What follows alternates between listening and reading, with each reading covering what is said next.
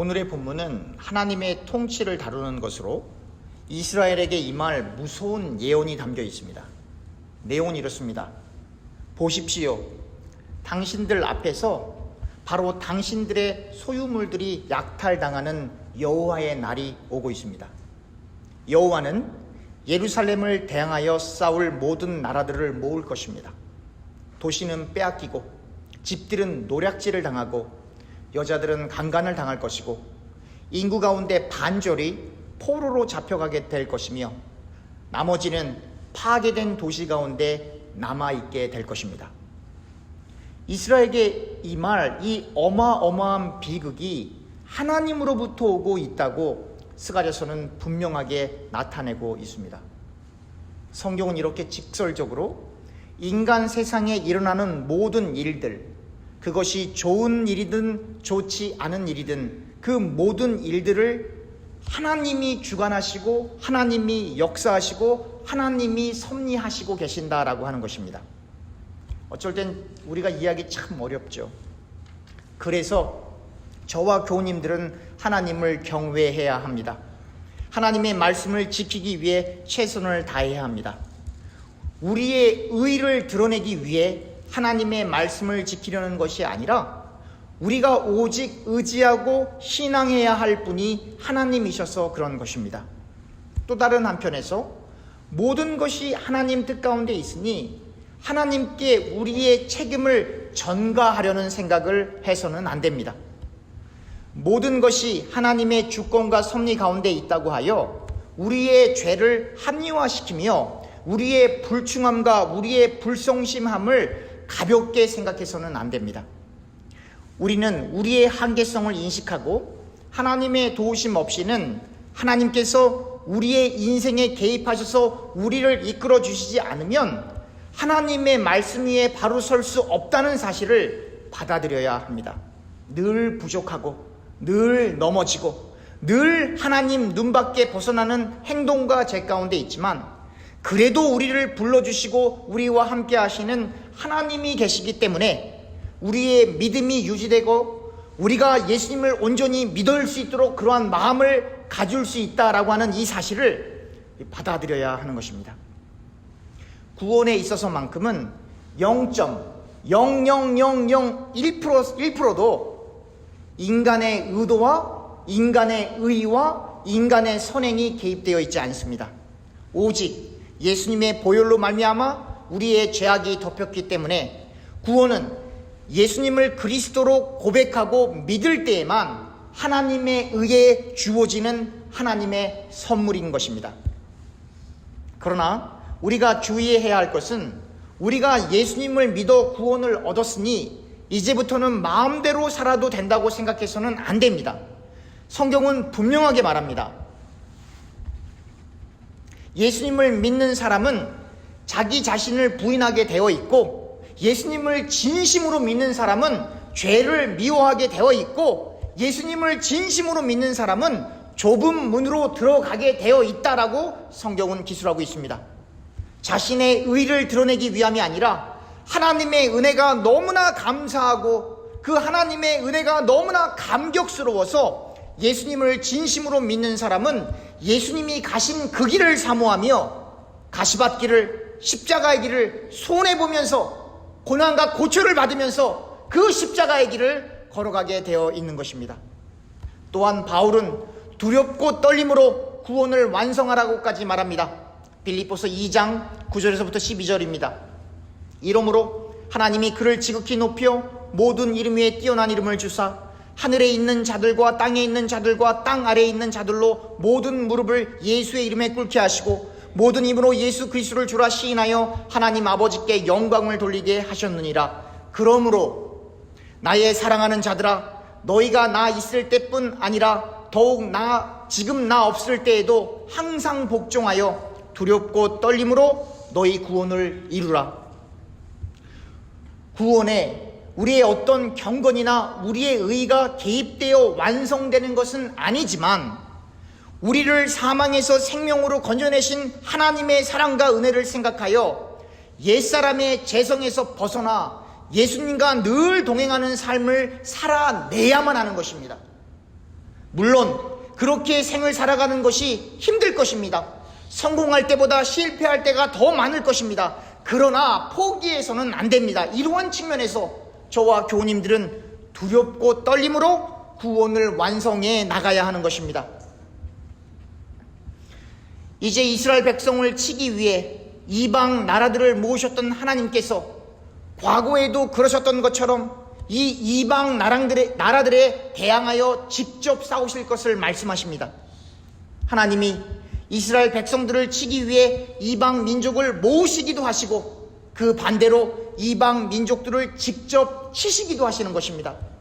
사랑하는 교우님들, 저와 교우님들은 하나님에 의해 사용되었다가 버림받는 회초리와 같은 존재로 생을 살아서는 안 됩니다. 우리는 정말로 하나님에 의해 사용되어지는 도구로 하나님의 보호를 받는 존재로 생을 살아야만 합니다.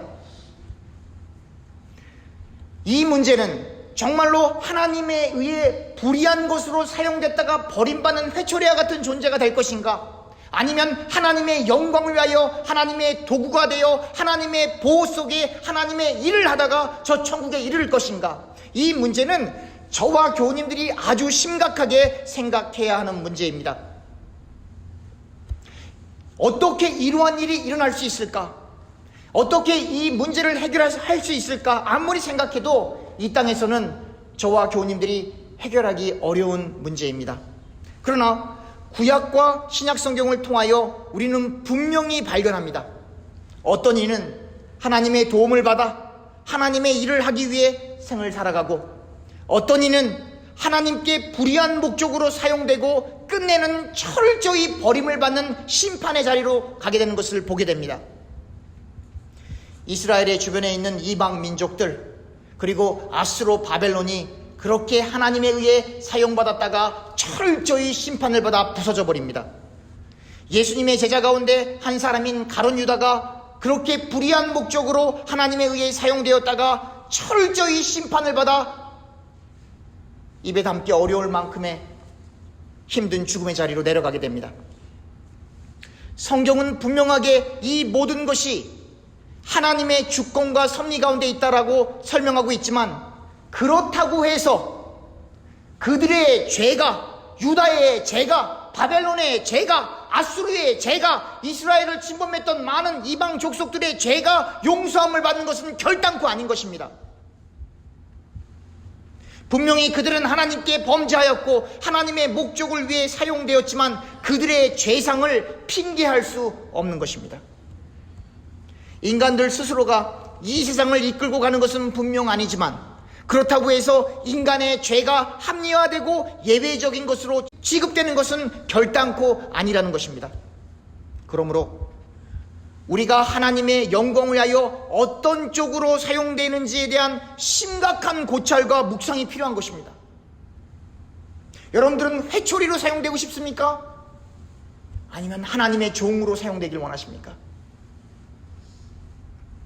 정말로 저와 교우님들은 하나님의 영광을 위하여 우리 자신을 내려놓고 하나님을 향하고 있는가를 다시 한번 생각해 보아야 합니다. 이 세상에 존재하는 모든 생명체는 그 존재의 목적과 이유가 있습니다. 그 존재의 세부적인 목적과 이유는 다를 수 있지만 그 근본은 똑같습니다. 하나님의 영광입니다. 인간의 의지가 중요합니다. 그러나 하나님의 의지와 하나님의 뜻이 인간의 의지와 뜻보다 훨씬 더 중요하다는 사실을 잊어서는 안 됩니다. 사랑하는 교우님들은 하나님의 뜻을 구하고 계십니까? 하나님의 뜻을 간절히 사모하고 구하고 계십니까? 하나님의 뜻을 위하여 우리의 한 목숨 바치실 준비가 되어 있으십니까? 아니면 늘 우리들 스스로가 당면한 그 문제들만을 하나님께 아뢰이며 그것들만을 해결해 달라고 하나님과 밤마다 씨름하십니까? 모든 것이 하나님 뜻 가운데 있으니 어쩔 수 없잖아요 라고 말하는 사람은 믿음이 좋은 사람 같지만, 그러한 사람은 마치 멀리 있는 산을 바라보면서 그 산을 다 안다라고 말하는 사람과 똑같습니다. 반대로 산속에 들어가서 바위와 동굴을 보면서 산이 별로 안 크네요 라고 말하는 사람은 그 산에서 멀리 떨어져 나와서 산의 전체적인 모양을 한 번도 본 적이 없는 사람입니다. 성경을 멀리 서서 산을 보는 것처럼 조직신학 관점에서 성경을 볼 때 산속에 들어가서 산의 이모저모를 보는 성서신학적 관점에서 성경을 볼 때에 분명한 차이가 있습니다. 그러나 산을 진정으로 아는 사람은 멀리에서도 보고 직접 산속에 들어가서 본 사람입니다. 마찬가지로 성경을 하나님 중심적으로 알아가기 위해서는 조직신학 관점에서도 그리고 성서신학 관점에서도 성경을 볼 수 있는 성서적 해석관을 가지고 있는 사람이어야만 합니다. 우리의 의지와 하나님의 의지가 상호작용을 하는 것은 결단코 아닙니다. 어떻게 우리가 하나님과 상호작용을 하는 하나님과 동등한 존재라고 우리를 이야기할 수 있단 말입니까? 결코 아니죠. 하나님의 의지 아래, 하나님의 뜻 아래 저와 교우님들의 의지와 뜻이 있는 것입니다. 우리가 하나님의 말씀을 읽고 듣고 기도하는 것은 우리의 의지와 뜻을 꺾고 하나님의 뜻을 따르기 위함입니다.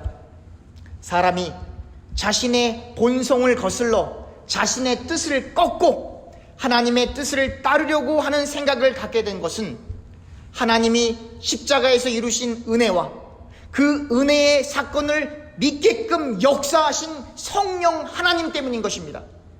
그러니까 저와 교우님들의 믿음의 여정은 마치 우리가 이제부터 예수님을 믿어야지라고 결단한 것 같아도 우리의 결단이 아니라 하나님의 은혜라고 하는 것입니다. 믿음으로부터 시작하여 믿음으로 완성되는 구원은 하나님께서 철저히 우리에게 은혜로 거저주신 선물인 것입니다.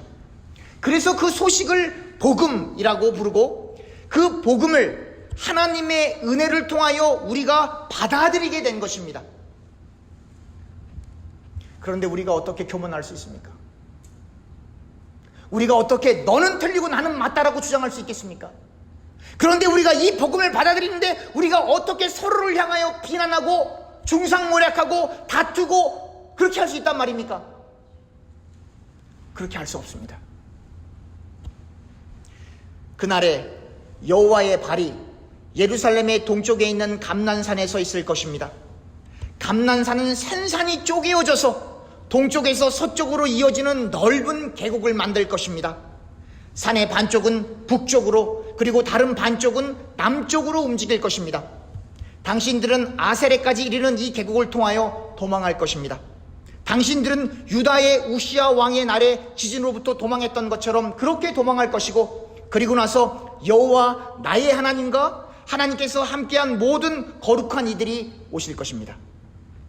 역사적으로 우시야 왕 시대에 일어난 지진에 관한 기록은 기록되어 있지 않습니다. 그러나 이 시대의 지진에 대한 언급이 아모스서에 간략하게 나옵니다. 아모스 1장 1절입니다.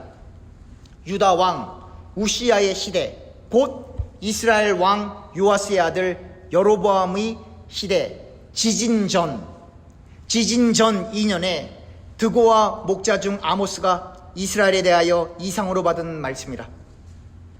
우시야 왕 시대에 일어난 지진에 관한 정확한 설명이 없어서 자세한 사항은 알 수 없지만 사람들은 그 지진을 오랫동안 기억했습니다. 그만큼 큰 지진이었던 것이죠.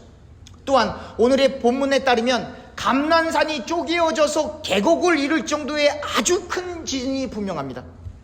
이러한 엄청난 지진은 단순히 자연적으로 스스로 일어난 지각 변동이 아니라 하나님의 개입하심과 하나님의 뜻 가운데서 일어난 것임을 성경은 선포하고 있는 것입니다. 하나님의 심판과 하나님의 일하심은 우리가 생각하는 것처럼 그렇게 우리의 이성으로 전부 이해되어지는 것이 아닙니다. 어떤 사람이 저는 하나님을 전부 이해할 수 있어요 라고 말한다면 그 사람은 분명히 너무나도 심각한 독단과 독선 그리고 편협한 생각에 사무쳐 있는 사람이 분명합니다.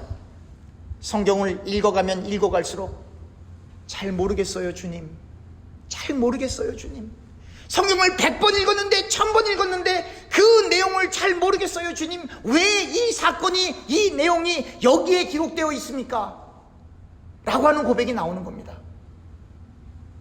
왜 제 삶 속에 이러한 일들이 일어나는 것입니까? 라는 고백이 저와 교우님들 사이에 터져 나와야 하는 것입니다. 그 세세하고 그 자세한 답은 하나님을 대면하게 되었을 때 알게 되겠지만, 그 근본적인 이유와 목적은 하나님의 영광, 하나님의 영광, 하나님의 영광이라고 성경은 일관되게 선포하고 있는 것입니다. 그러니까 저와 교우님들은 하나님의 영광을 위하여 이 땅에 존재하는 하나님의 객체라고 하는 것입니다. 그날에 빛의 근원들이 더 이상 비추지 않을 것이나 지속되는 날이 있을 것입니다. 오직 여호와만이 이것이 어떻게 일어날 수 있을지를 아십니다.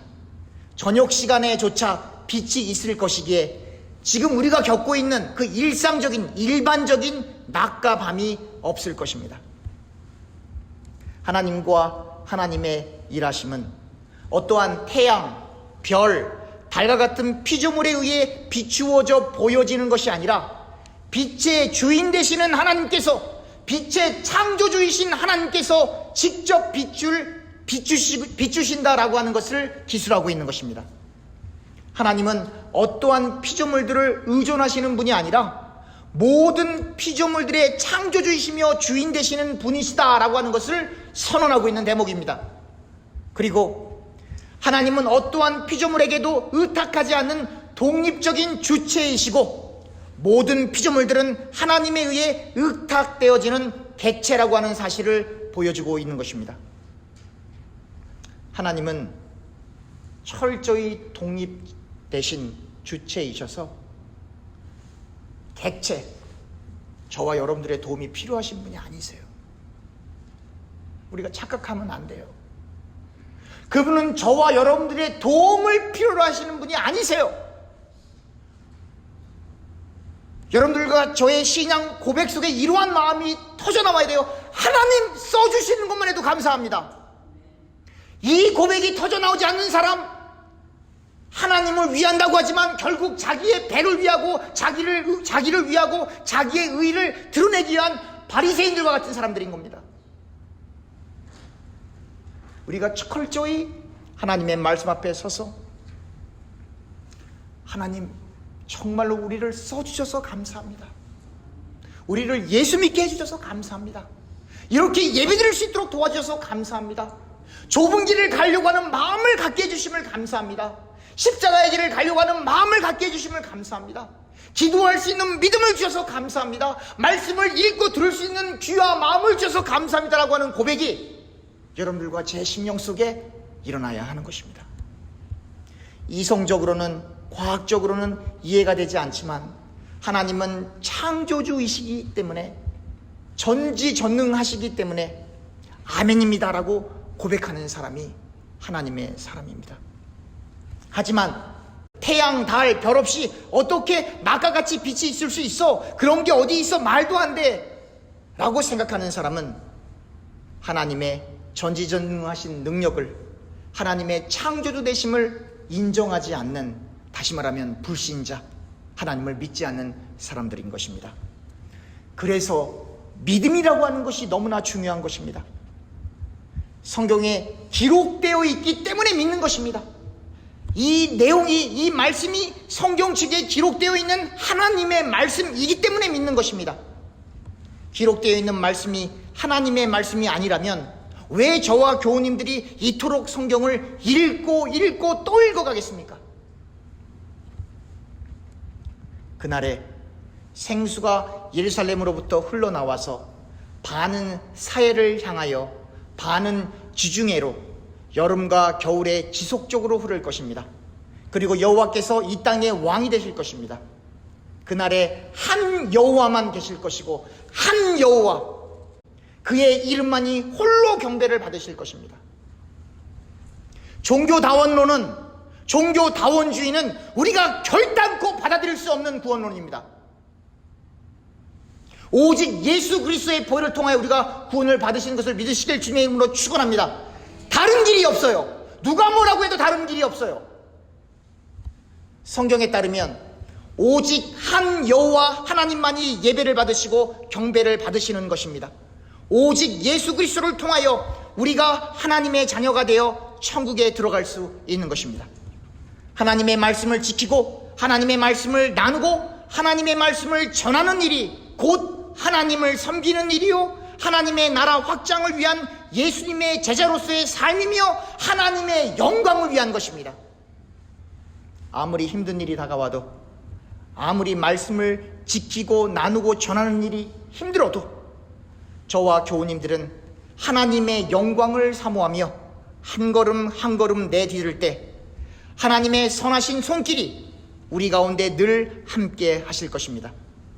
모든 염려를 다 주께 맡기고 하나님의 영광을 위해 생을 살아갈 수 있기를 축원합니다. 하나님의 영광을 위하는 길만이 저와 교우님들이 진정으로 행복할 수 있는, 진정으로 평안을 가질 수 있는 살 길입니다. 기도합시다.